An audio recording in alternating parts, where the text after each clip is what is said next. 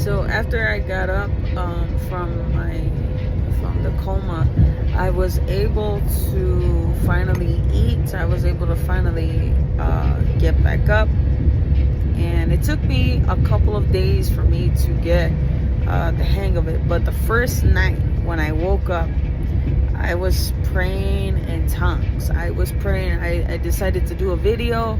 I decided to share my testimony of what I was seeing, and I was kind of like giving like a little video. I went on Facebook Live, and I was able to kind of like tell the people of, you know, the update of what was going up with me and what happened.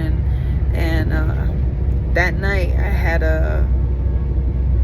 while I was sharing my testimony on Facebook Live, I did like a little 10-minute video, and I was able to tell them. And while I was telling them, I saw fire in my eyes.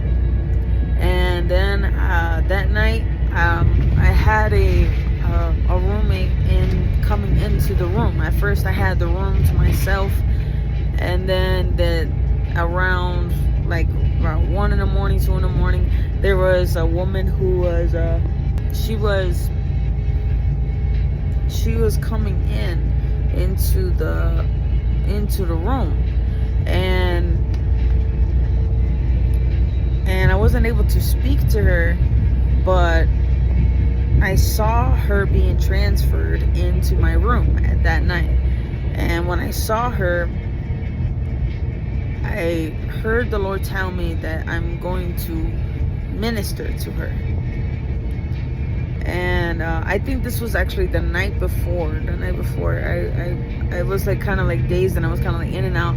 And then the Lord spoke to me. He told me, he said, "You're going to minister to her." So the next morning is when that's when I like fully like woke up, and that's when I saw the vision of the cloud. That's when I saw the vision of the thing, and that's when that night I started to pray in tongues. So the next day, the woman was on the other side, and she started to talk to me, and she started to ask me about me praying in tongues. And she said, "I heard you last night, and I wanted to ask you." She said, "But I didn't want to interrupt you." She said, "I heard you praying last night." And she said, "I wanted to know how to pray in tongues." So this was my first time getting up out of the bed, and I got up with all the strength of what I have, and I got up to come to this woman. I went to her side of the bed, and they had like a curtain in between.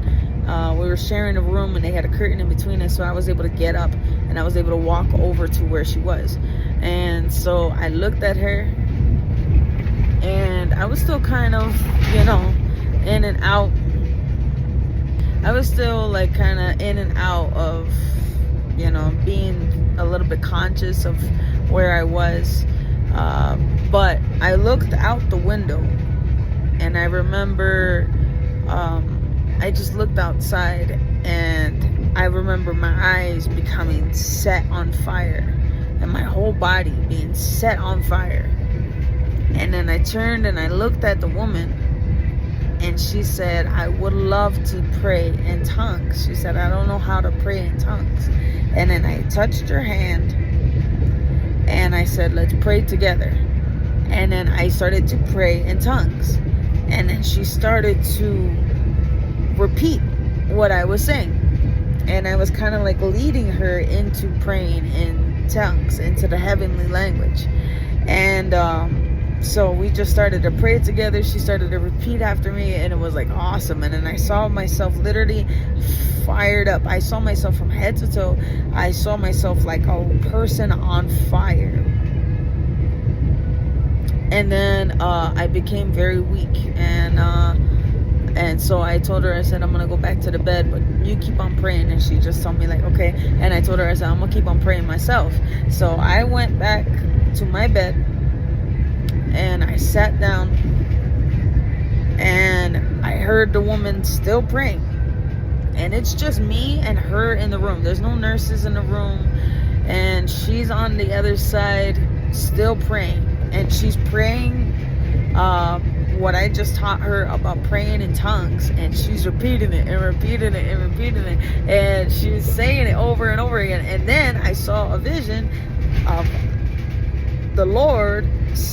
I saw a person standing right next to her on fire, just like how I saw myself on fire, and then it looked like it was still there.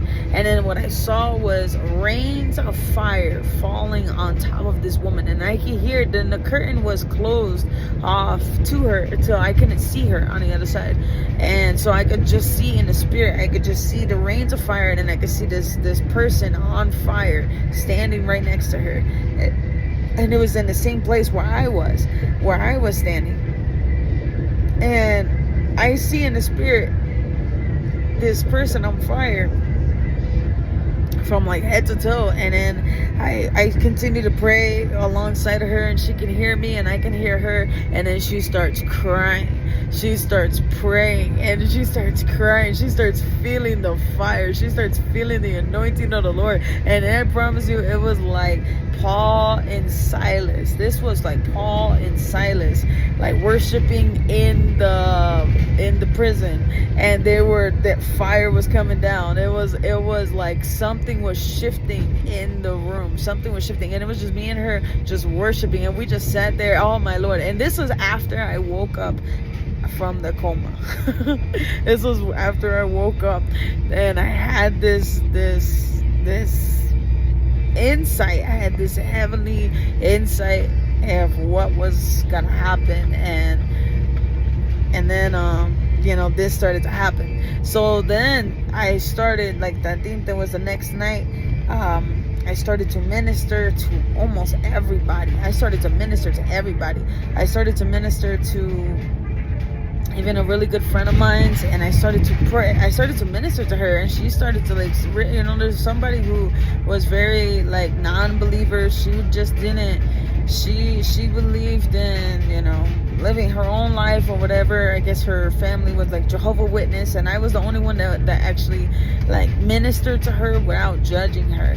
And when I came and I ministered to her, she actually sat there, she listened to me, and she told me, she said, I like the way you teach. And she told me, she said, you teach on a level where everybody can understand. And she told me this. And then so the next day I was getting transferred, and they gave me an option, and they told me, they're like, you can either go home or you can go to the next hospital, which is going to be a physical therapy session. And basically I was going to be there until I can really get myself back together, and it was physical training. So the Lord had already spoke to me, and he told me, I want you to go to the physical training. I want you to go to the next facility.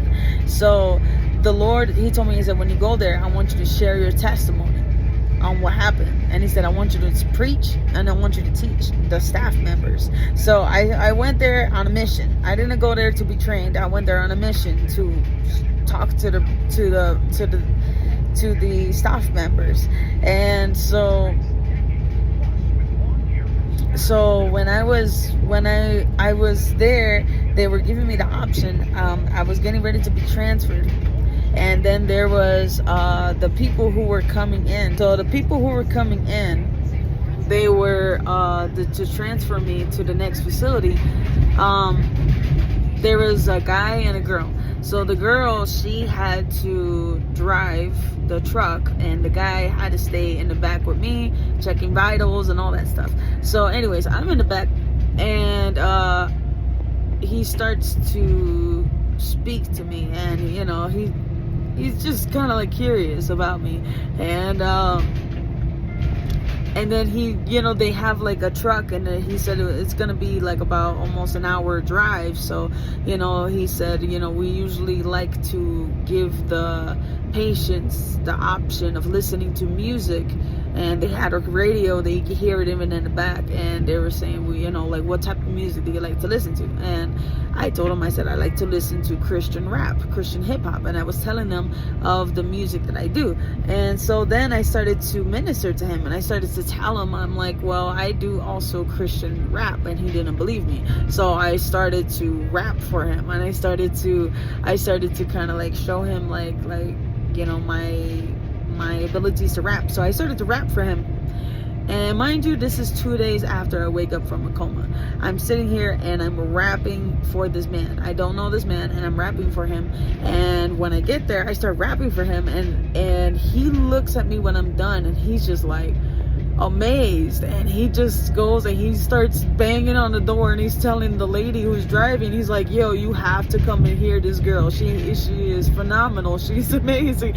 Like, she's sitting here, she's rapping. He's like, she's amazing. She's awesome. And then the door was open for me to minister to him, and then it was like flowing like nothing, and I was ministering to him. And the Lord was starting to speak to him on a level that he can understand. And while I was there, it was like a 35-minute drive left to get over there. And he was saying he could feel a warmthness in his heart while I was speaking to him, while I was telling him. And then he asked me, he said, what are you in here for? Like, what are you know, he was just like curious. He looked at me like there was nothing wrong with me, you know. He just looked at me like there was you know, like, who was this girl? He was just curious, like, where the heck are why are you in a hospital? Like, why are we even transferring you over, you know, to this other facility, like and you're like in critical condition, like, what was wrong with you? And he didn't know. And I told him, I said, well, they found like a bump in my brain or something like that, and they found something that was like a dot or something like that, like a lesion or something like that. And this is what was causing like the coma. This is what caused the blackouts. So I was speaking perfectly fine. I was able to you know, communicate perfectly.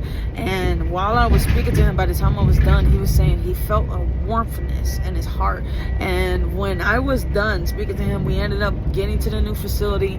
When he was done, he just looked at me and just started crying. And he just looked at me, and he knew he had to leave, you know, to the next you know, go pick up the next person, next transfer people. And but the way he looked at me was like, that was different. That was very different.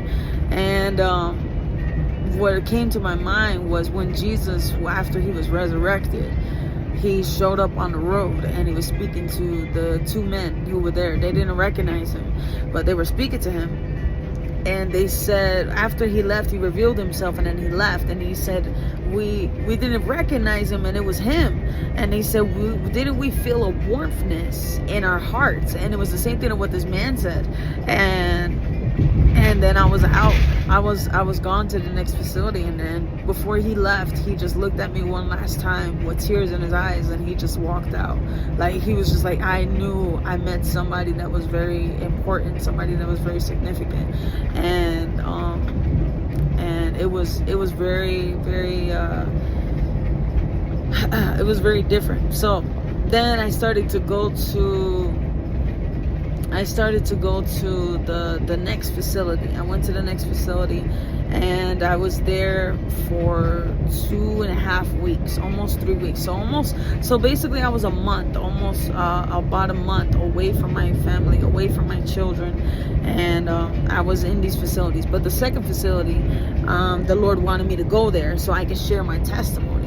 So I went there. Long story short, I was going.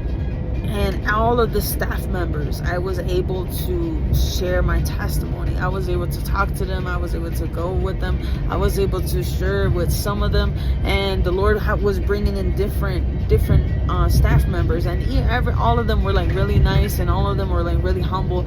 And, you know, one of the things that really blessed me was how, like, I was always happy. I was always joyful. I was just I was smiling all the time, and I was able to leave out of there. And then one of the ladies who was doing physical training with me, she was telling me, she was like, "You're always happy." She's like, I see you. She's like, you're like in a real critical condition, but I always see you smiling. I always see you happy. And she's like, every time I go to you, you're like very nice, you know. So they watched over me. They were very careful to watch over me, and but they watched, and she said all the nurses are talking about you. And she told me, she said all of them are talking about you. She said we were all like talking about like how beautiful your character is, and how willing you're really to talk to everybody, and everybody was like really nice. And then she said like all the other patients that we have, they're all like grumpy, they're all depressed, they're all very sad, they're all like low. And she's like, here you are, like a sunshine, and she's like, you're all here like happy and just smiling. And she's like, and she's like, and you're literally like one of the people that was on a top list of being in like the worst conditions. So, and they had to monitor me like really bad.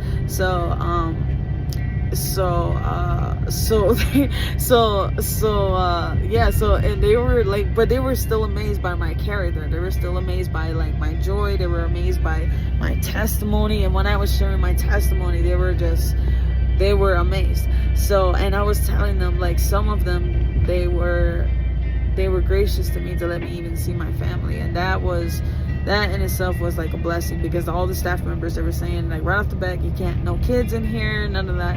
And I had been away from my kids, and it was like very sad. And but the Lord answered my prayers, and I was able to see my children for one day. And for me, that was enough to get me on my seat. That was enough to get me to start working like even harder, and for me to get up out of there. And then they gave me the date to leave, and I was able to share my testimony of how I saw heaven. And so the word was spreading all over the staff members, and it got to the director, and that's how I was able to hear, that's how I was able to see my children. The word got to the director of that I was in heaven. And he came up to me personally, and he just said, is there anything I can do for you? And I told him, I said, I really miss my kids. And he said, you know what, just tell your significant other, have your family come with your children. He said, don't worry about the staff members. I'm gonna make it happen that you'll be able to see your children. So, and he was curious about my story of how I saw heaven, and he asked me, and he said, how was heaven? He said, how was Jesus? And I was able to just tell him, and they were just all happy to hear my testimony. So, long story short, I was able to leave out of there within 2.5 weeks of being in that facility, and it was done. And when I was able to get out of there, I was able to pick up everything. I picked up all my bags. I picked up everything by myself. I was able to get everything into the car by myself, going to the stairs by myself. I was not able to do it, and I was able to get back on my feet. I was able to talk. I was able to do what I had to do, and I was able to leave out of there like fine, so that's what happened to me. So I'm gonna keep on going with my testimonies.